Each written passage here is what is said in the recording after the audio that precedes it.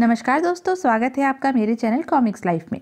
शुरू करते हैं मनोज कॉमिक्स की एक और मज़ेदार कॉमिक्स, सोने का मटका। सोने का मटका, लेखक बिमल चटर्जी, आर्ट वर्क त्रिशूल कॉमिको आर्ट। बहुत समय पहले भारत की दक्षिण दिशा में सिंहद्वीप नामक देश पर देवदत्त नाम का राजा राज्य करता था। प्रजा उसके राज्य में बहुत सुखी थी।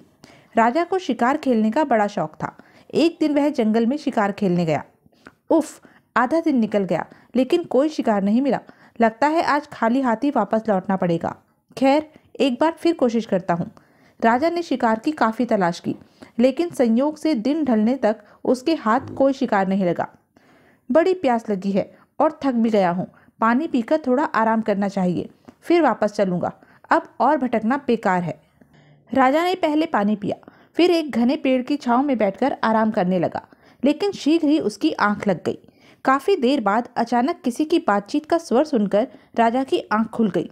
कहो दोस्त, कैसे गुजर रहे हैं तुम्हारे दिन? बस भाई, जैसे तैसे गुजर ही रहे हैं। भला मेरी किस्मत में तुम्हारी तरह सुख कहाँ? आश्चर्य है, आसपास तो कोई भी नहीं है, फिर यह बातचीत करने की आवाज़ कहाँ से आ रही है? राजा ने ऊपर दृष्टि दौड़ाई। ओह, तो ये तोते आपस में बात कर रहे हैं। लेकिन वह लाल तोता बड़ा विचित्र है। ऐसा तोता तो मैंने आज तक अपने जीवन में कभी नहीं देखा। हाँ, 7 रोज बाद जब मैं यहाँ फिर आऊँगा तो तुम्हारे लिए कुछ स्वादिष्ट भोजन अवश्य लेता आऊँगा। मैं तुम्हारा यह उपकार कभी नहीं भूलूंगा। तुम वास्तव में एक नेक और अच्छे मित्र हो। मित्रता में उपकार नाम की कोई चीज़ नहीं होती दोस्त। अच्छा, अब मैं चलता हूँ। ठीक है, मैं भी चलता हूँ। फिर 7 दिन बाद यहीं मुलाकात होगी। निसंदेह। और दोनों उड़ गए। दोनों चले गए, लेकिन लाल तोता कितनी विचित्र बातें कर रहा था। 7 समुंदर और 3 पर्वत पार कोई नील घाटी नामक देश भी है, जिसमें लाल तोतों का राज्य है, और वहां सोने का एक घड़ा है, जिससे मनपसंद वस्तु कल्पना करते ही पाई जा सकती है। यदि लाल तोते का कहा सच है तो मैं उस मटके को जरूर प्राप्त करके रहूंगा, चाहे इसके लिए मुझे कितनी ही कीमत क्यों ना चुकानी पड़े, चाहे कुछ भी क्यों ना करना पड़े। खैर, रात हो चुकी है, मुझे भी वापस लौट चलना चाहिए। और राजा घोड़े पर सवार हो अपने महल की ओर चल पड़ा। महल पहुंचकर राजा ने भोजन किया और सो गया, लेकिन सारी रात उसे सपने में लाल तोता, सोने का मटका और नील घाटी देश ही काल्पनिक रूप में दिखाई देता रहा। अगले दिन सुबह उठते ही राजा ने विशेष दरबार बुलाया।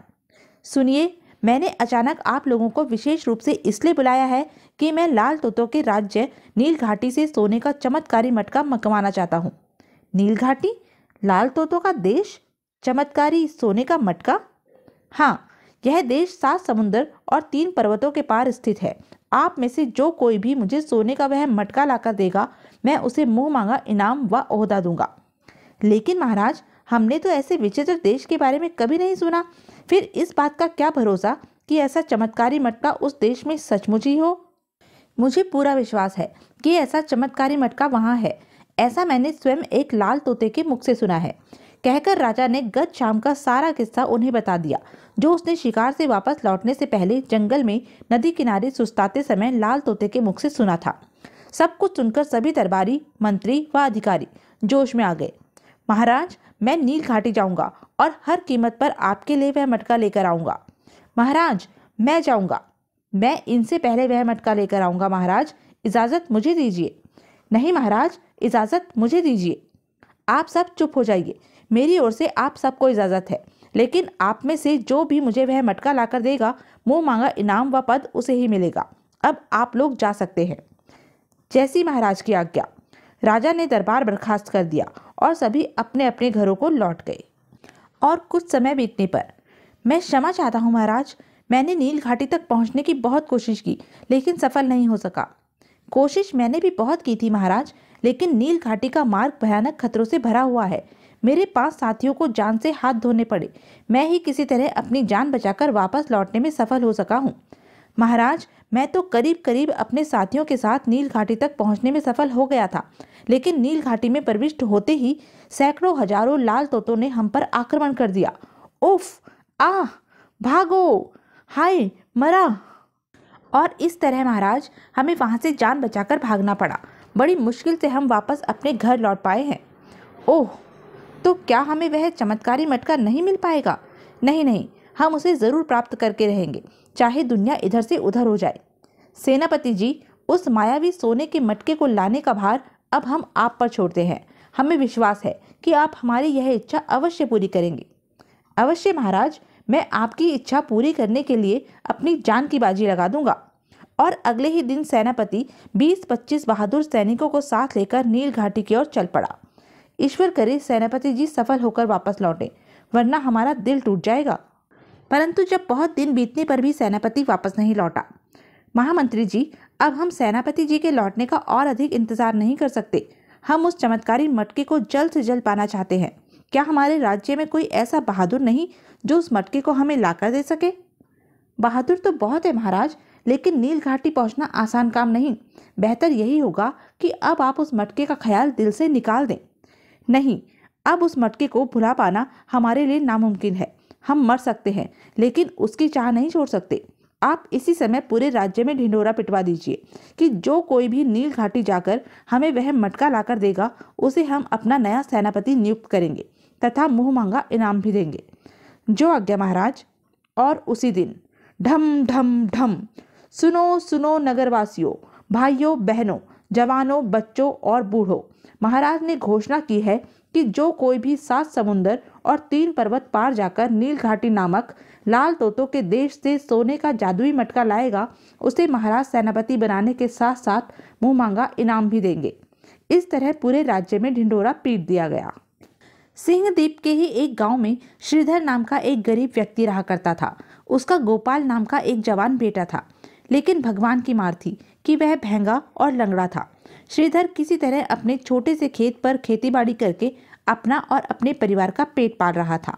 उसी गांव में श्रीधर का छोटा भाई वीरधर भी रहता था, लेकिन अपने भाई के विपरीत वह काफी धनी था और खूब ठाट बाट से रहता था। उसका व्यापार दूर दूर तक फैला हुआ था। वीरधर के परिवार में उसकी पत्नी और 5 जवान बेटे थे, लेकिन वीरधर की तरह ही वे भी जालिम, मक्कार और स्वार्थी थे। वे श्रीधर के गरीब होने के बावजूद भी उससे बहुत ईर्ष्या रखते थे।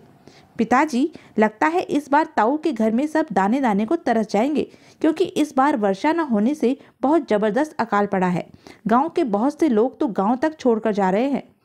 मुझे तो तब खुशी होगी जब वह मनहूस श्रीधर भी गांव छोड़कर चला जाए और उसकी जमीन भी मुझे मिल जाए। हाँ, भगवान आपकी इच्छा जरूर पूरी करेंगे पिताजी। तभी हरिधर का 5वां लड़का, जो कहीं बाहर गया हुआ था, घर लौटा।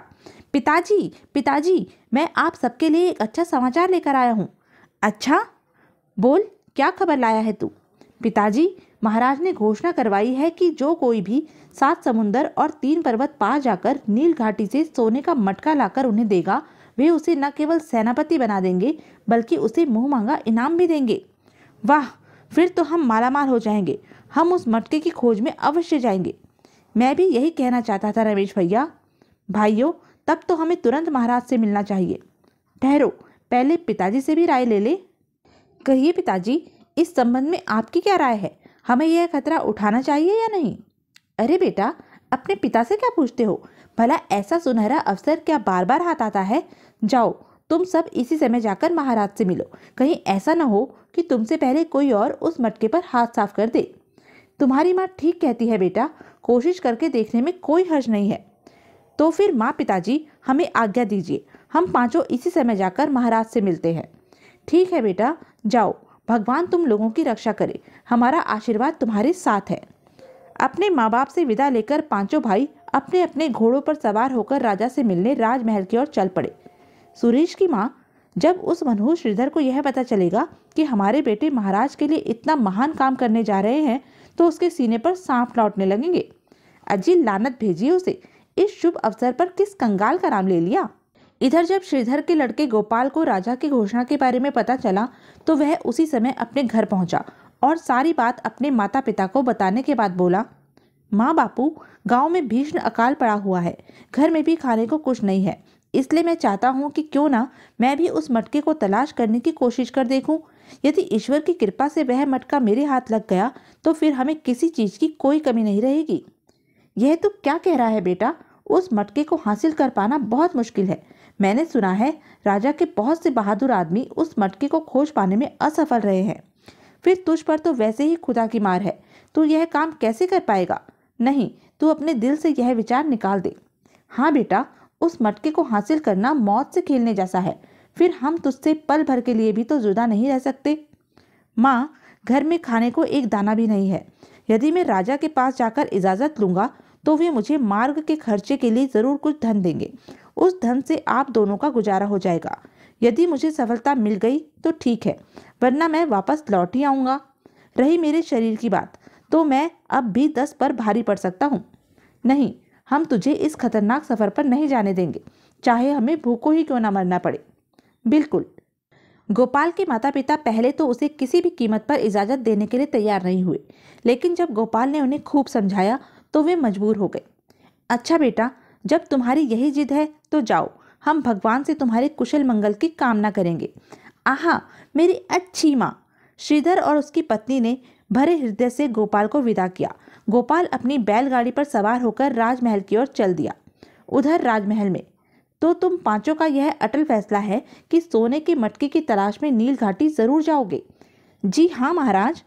तो ठीक है महामंत्री जी, इन्हें इनकी जरूरत का धन और जो वस्तु ये मांगे दे दीजिए। जैसी महाराज की आज्ञा। तभी महाराज की जय हो। आए गोपाल, यह कमबख्त यहाँ कैसे आ पहुँचा? जरूर यह भी सोने के मटके की तलाश में जाने की इजाज़त लेने आया होगा।